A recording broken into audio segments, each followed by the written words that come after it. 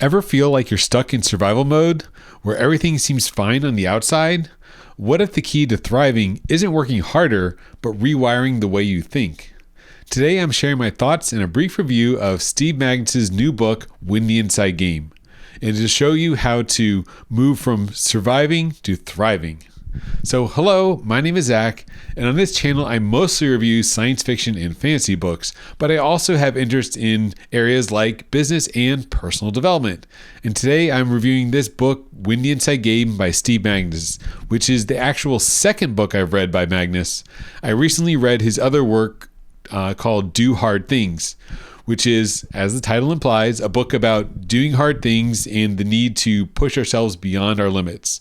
In this follow-up book to that, Magness really expands on these ideas and takes it to kind of the next level that is not just doing the hard things, but the logical progression is that you need to also win the inside game, like the title describes. So in this book, he gives a lot of examples from a sports psychology background, which is his own background, where he is an elite coach primarily focused on track and field and primarily running. So a lot of the examples are running examples, but I found them applicable to me, even though I cycle, I ride mountain bikes and lift weights. But anyone who does any kind of exercise can, I think, find the relatable points to doing a track workout, doing these sprints, and just training in general. And not that this only applies to your exercise game or your sports, but I think it does apply to everyday life. And Magness makes that point that a lot of these, analogies and examples he gives really can be expanded to all aspects of life. And that's what I liked about the book.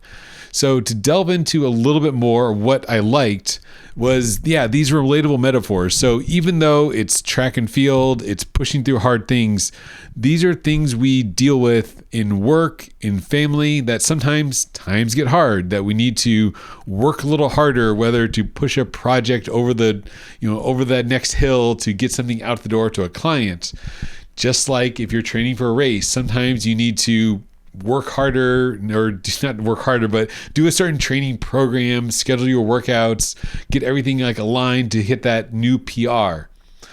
Some other concepts from my notes that I really liked was the idea of the brain as a prediction machine, which I like. Once I think about it, I guess that is all really the brain is doing. It's kind of, if you're into artificial intelligence and you follow that, what machine learning is doing in large language models is really what the brain is doing. It's taking inputs, which is the outside world, but also feelings and thoughts and our memories, and kind of synthesizing that and predicting what's going to happen next and letting us as a body, as a human, adapt to that situation. So this is, in his cases, like running a race and how you get jitters before a race because you're going through in your head the inside game of thinking about what's going to happen, how much might this mess up. And he uses an example that I found relatable just following the Olympics, that Simone Biles, and if you follow gymnastics, the twisties, when your body just doesn't respond, even though these are elite Olympic level athletes that have trained for years, that their body just doesn't recognize where they are in 3D space doing these twists and turns.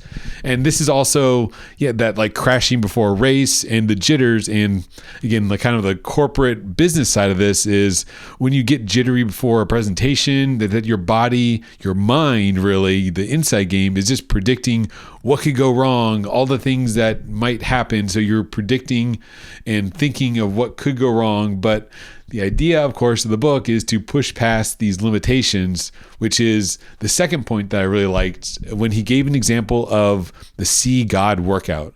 So this was the idea from another different coach where he would have his athletes, I'm pretty sure it was track athletes in the example, he would have them do a See God workout, which is just a way of saying a workout that really pushed the team, the squad, the running squad, I don't know what they're called, running team past their limits. So it would be the idea that they would just do something totally out of the ordinary, way farther than they've ever ran before at a different pace.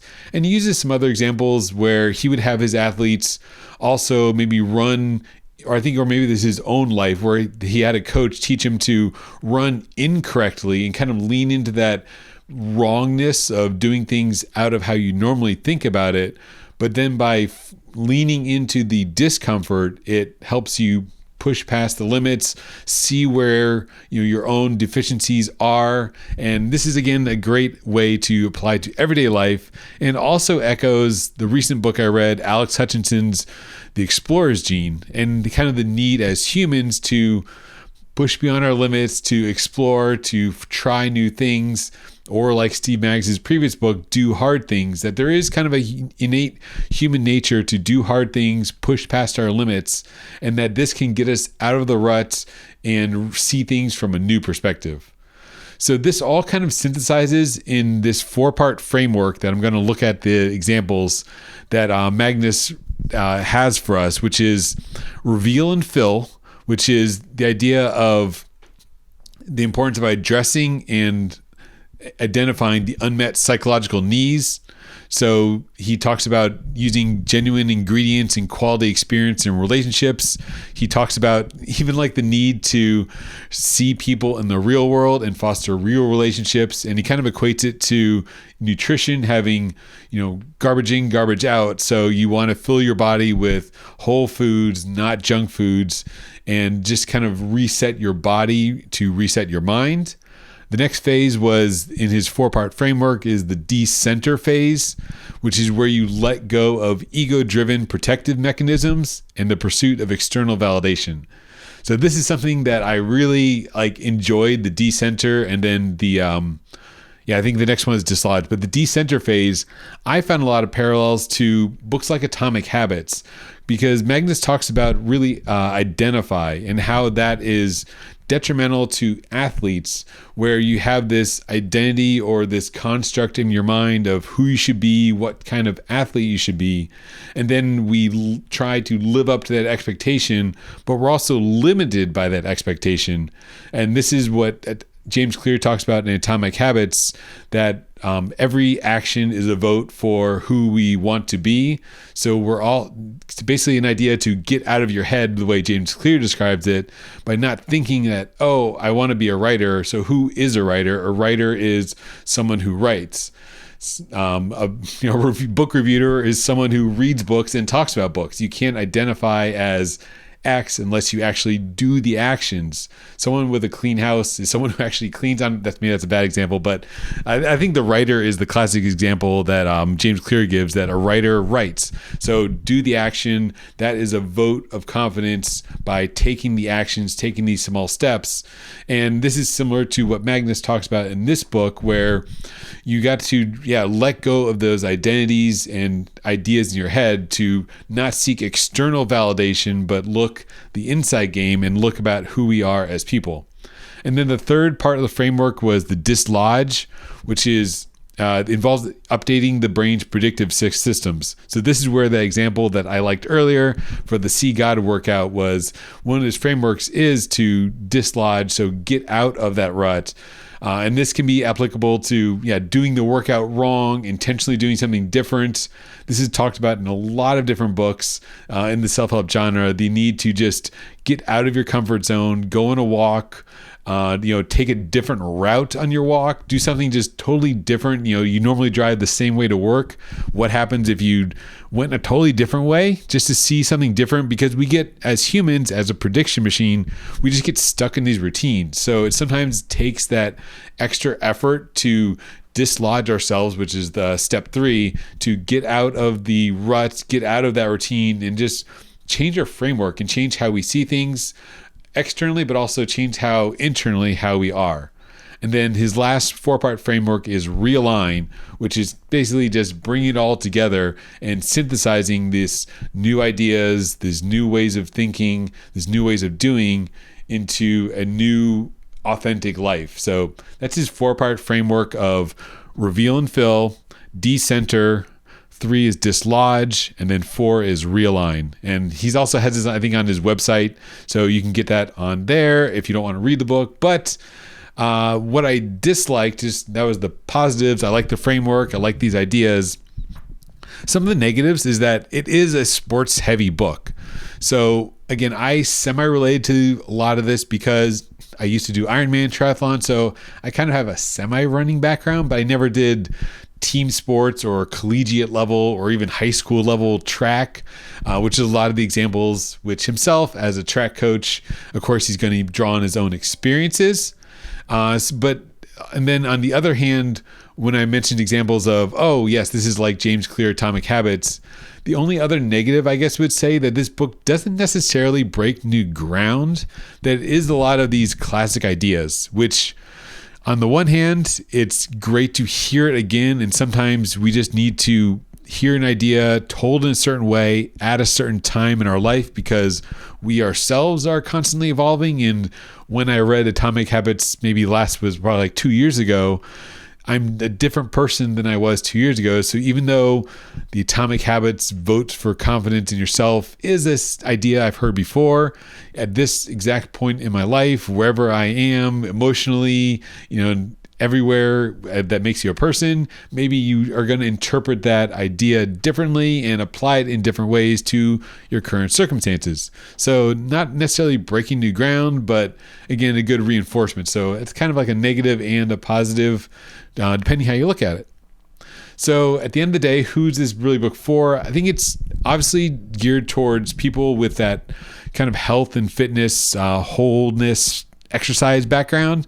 So I heard about this book on the Rich Roll podcast, and that's what led me to get the earlier book, Do Hard Things, because this book wasn't available yet at the library. So I read the first book by Steve Magness after getting introduced to him as a person on the Rich Roll podcast, which is kind of about, holistic living, but also health and fitness, staying healthy. Rich Roll himself being known for his ultra marathon and also his veganism. So if you're in kind of that healthy space, this is the kind of book for you. But as well, as I mentioned, even though it is kind of sport focused, using the sports as the vehicle to deliver the ideas, it really can be applied to business. I don't necessarily at this point in my life do cycling workouts. I do cycling for the enjoyment of it. So I'm not necessarily trying to work on my cycling game at this point. It's just a fun exercise. So I don't necessarily maybe need to break out of my rut in cycling and achieve new goals because that's not what I'm trying to get. But I will take these ideas to life, career, business that, yes, maybe I'm going to attack an analytical problem from a slightly different way. Is there a different way I can do things just as a spirituality person to break out of my own thoughts and what I'm thinking? So these are all just general good practices as well that you can apply to your life. So all in all, I'd probably give it like a 4 out of 5. I thought it was decent. It was well written. Magness as an author is obviously growing. I think the book is more well written than Do Hard Things. Even though Do Hard Things was great, this really kind of builds on those concepts. So I don't think you need to have read the previous books because this is just the latest versions of the author's kind of body of knowledge on sports psychology and personal development. So I think it's worth reading just this one, not necessarily having to go back to previous ones. And just, I guess, another last bit of things that I liked about the book.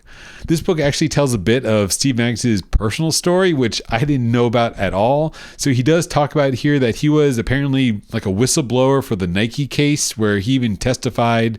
And he goes into a little bit of details of how he thought he would kind of lose his career where he used to, used to, but still does, teach high-level sports. But by blowing the whistle on some of the unethical practices that Nike was doing and testifying, he thought he'd be blacklisted from the industry.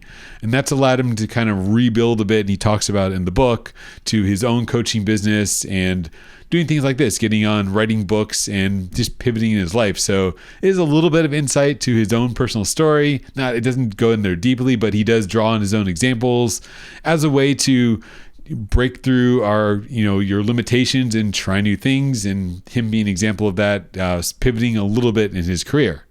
So all in all, again, great book. I enjoyed it. 4 out of 5. Very actionable items, and I like that in books compared to more philosophical books. Everything has a kind of takeaway. It had stories of how his athletes or he himself applied these lessons, and he has that 4-part framework, which is a great way to think about getting out of ruts, synthesizing your new beliefs, and applying them to your life. So that's my review of Steve Magness' newest book, Win the Inside Game. Thanks for watching, and have a great day.